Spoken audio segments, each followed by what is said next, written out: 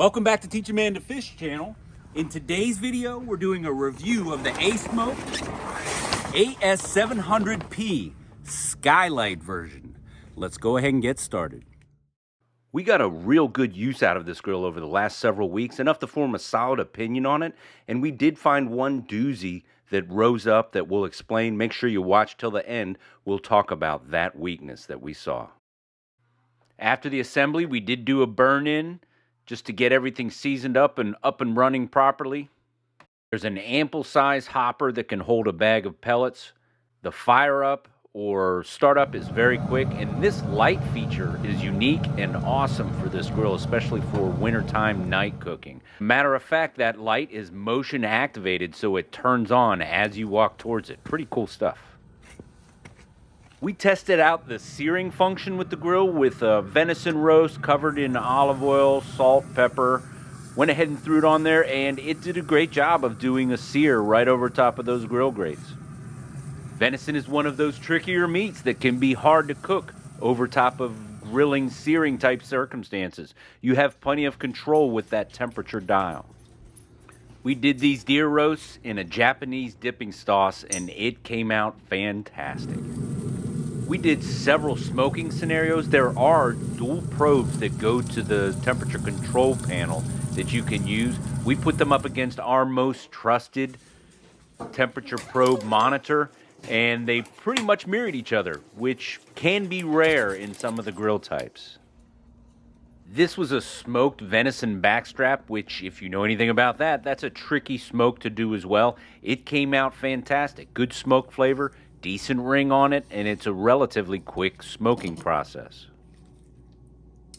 Being a brand new grill model, ASmoke doesn't have a grill cover for this yet. I asked them, I'm going to store this outside, so it's important if I want this to last for 10 years plus, I've got to have a grill cover. And Charbroil makes the best grill cover. This fits it. I'll put a link down below where you can order the grill to protect it.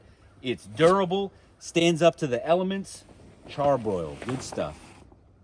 I wish I could tell you I did this on purpose, left it out in the rain. Well, during my trial here, I did leave it out in the rain, and it got soaking wet. It was a real gully washer.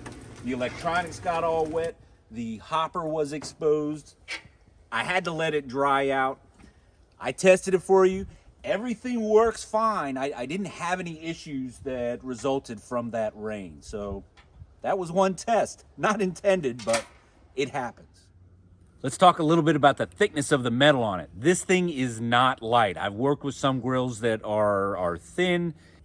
It's durable, well constructed. Edges are clean. The fit is rounded. No buckling on the seams. You are doing, during the assembly, I covered that, you're doing a pretty significant breakdown in this, but it all fits right back together. Pretty well constructed. Cleanup of what drips off, fat and greases, is easy. The whole plate removes from the grill and just scrapes off. We did transition to doing a aluminum sheet over top of that when we weren't using the sear function. But I'll tell you this, be careful when you're handling this. There are some sharp edges from the manufacturing process that got me once. Not really a deal breaker for me. I work in manufacturing, so I understand that happens. ASmoke, just tighten up on your quality control processes, and you can break those edges just real quick with a spatula. It dulls those off. Just do an inspection when you're doing the assembly of that. When we start to look at the interior, the grill grates are broken into two separate parts. Makes it much easier to handle. When they go in, they're tight and solid. I've used the Traeger, and the Traeger is such a large grill coming in and out, it's difficult to manage. I like the split here, ceramic coated. It's a nice design, nice setup. While we're talking about Traeger, I've never been impressed with the metal that they use in Traeger, and the cooking surface or the grease capture that's underneath the grill grates on this is 100 times better built than this Traeger one. This is another one of the unique features on this grill, and it's what they're calling the ASCA technology. That technology exists inside this drawer where you're able to get fluids. Heating element is right behind here, and with that heating box right here, it heats up the fluids. which then permeates through the heating element and changes the humidity within the cooking environment. That's adding flavor, eases with cleaning. It's unique to ASmoke how they're using this to inject superheated steam into the cooking zone. I did want to point out, everywhere where there's a closure on this, there's a nice felt sealing pad. I've had a fair amount of use on this, and it's holding up well. You can see back here in the back the portable ASmoke that I've been using for several months now. It has that as well. That's obviously their design in order to enclose that environment and contain it. That felt drawer does a good job of containing the heat and the smoke.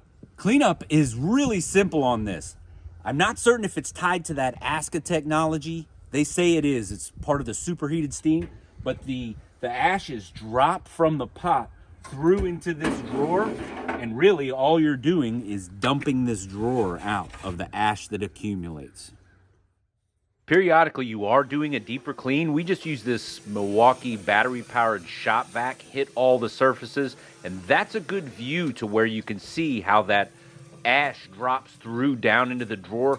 Cleanup is a snap on this, only takes just seconds in order to gather all that out. If you've ever watched our channel, you'll know we're big fans of cast iron. So of course, I had to get the cast iron out, check and see what the heating and cooking over cast iron on the sear function was like. Home run. Look at that. We were making venison steak and cheese there. Turned out fantastic.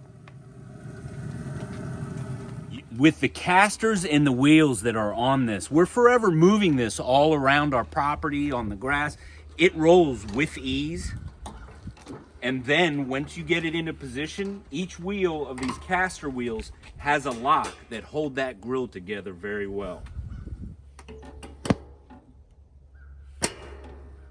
Right here on the side is a nice bucket, and of course they've got inserts that can go inside there to capture your grease, but it mounts directly on the chute that drops out of the cooking chamber with the channels and flows in there. One of the problems with fires starting on these grills is difficulty in getting the grease out of your fire cooking chamber. That's where accumulation of debris, grease, grabs there, and the fire starts at that point. Once it starts, it gets out of control, downward spiral. I haven't seen any hiccups with the channels that run down each side of the cooking chamber, down into a series of channels on this side of the box, and then out through the spout into the grease bucket. And that's where it's working well. It's a nice system. I'm impressed with that. Let's talk about the elephant in the room, and that's a glass panel in a smoke. We all know what happens to the interior of a smoke chamber. You can see here, this is my old Oklahoma Joe. This thing's pushing probably 8 years old. That would accumulate on any surface inside the cooking area. Well, let's put that baby to rest, because you can clean this very easily, one of two ways. Wiping it down while it's still clean. They say that superheated steam, moisture content, makes that easy to clean. But what I found is a razor blade. Scrapes right across that, takes it back to as good as the day it was made, and doesn't scratch that tempered glass. We'll also put a link down below to this tool. This sticker scraper tool that we have is perfect for accomplishing this task.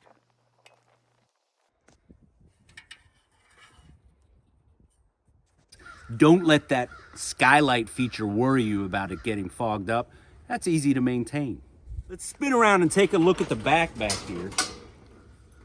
Here is your pellet change out. Real simple to do. Opening up of a door. I'm not going to do it now because I don't want to change out those applewood pellets. It's what I've been cooking with all along. Very mild, very good flavor. Little plug for the ASmoke applewood pellets. They do put flavor first. You've got the cord wrap right here on the back.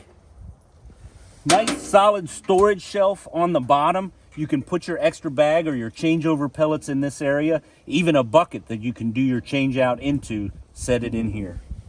Now, as far as this shelf on the side, don't think you're going to get a whole lot of weight on this. You can see it's flexible. I'd even be careful moving it around from this side. I'd rather grab by the body, careful with the shelf. It's got hanging points on it and even has this stainless steel lifting tray. My cutting board fits perfectly right in there, and you can carry things in and out from the kitchen with this. This is a pretty nice feature. You've got a closable porthole on the side that you can run your probes into the cooking chamber. It's obvious this grill is going head-to-head with Pit Boss. I've used Traeger's, Green Mountain. There's a couple of grills that this is going up against, and when you start to think about $2,000+ in price, the price point on this is more than fair.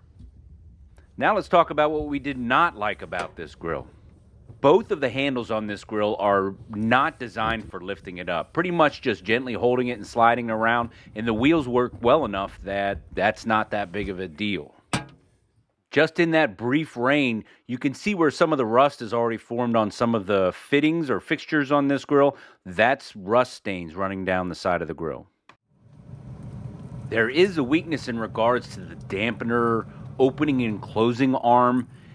The post that it attaches to does not have a detent for the screw to lock into as you slide that back and forth. And once it did come off from that post, detached, if it's cold and there's any grease in that channel whatsoever, it locks in and you can't apply a bunch of force to that. Be nice if they had done a little bit of a offset detent to hold it to that shaft. Now let's talk about what's probably my biggest gripe in this, and that's the instructions.